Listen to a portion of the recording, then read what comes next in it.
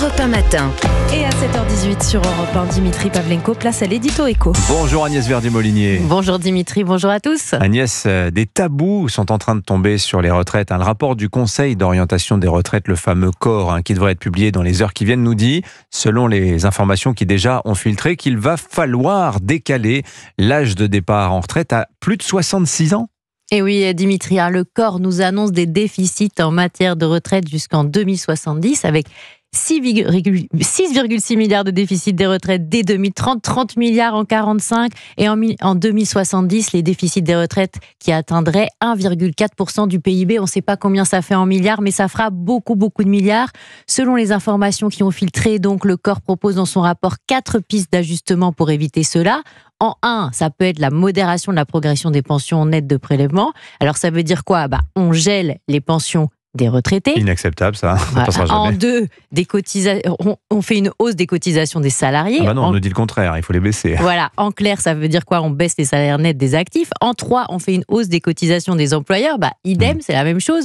On baisserait les salaires nets des actifs. Et en 4, c'est le recul de l'âge de départ à la retraite. Oui. Alors, ces 4 pistes n'ont pas les mêmes effets, Agnès, sur l'économie. Et loin de là, Dimitri, selon le COR, contenir le niveau des pensions en les désindexant ou augmenter les cotisations employeurs ou salariés aurait à chaque fois un effet récessif. Ça veut dire quoi ? Ça veut dire que ça détruit de la croissance. Selon le COR, seule l'option du report de l'âge à la retraite aurait un effet positif sur l'économie et la création de richesse grâce à l'augmentation du taux d'emploi.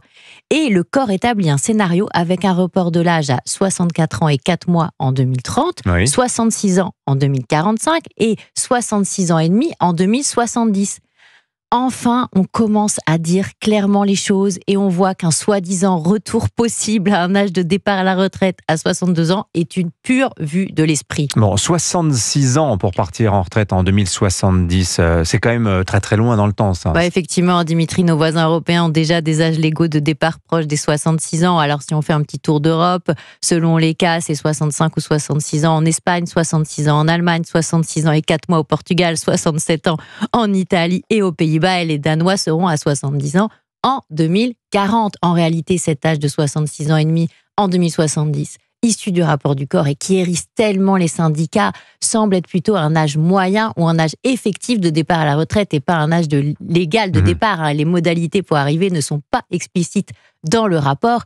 Et pour équilibrer les comptes de nos retraites, il est très vraisemblable qu'il faudra atteindre un âge légal de départ à 66 ans bien avant, selon nos estimations de la Fondation IFRAP, ce serait plutôt en 2033, Dimitri. Autrement dit, demain. Merci beaucoup, signature Merci Europe 1. à vous. Agnès Verdier-Molinier sur Europe 1.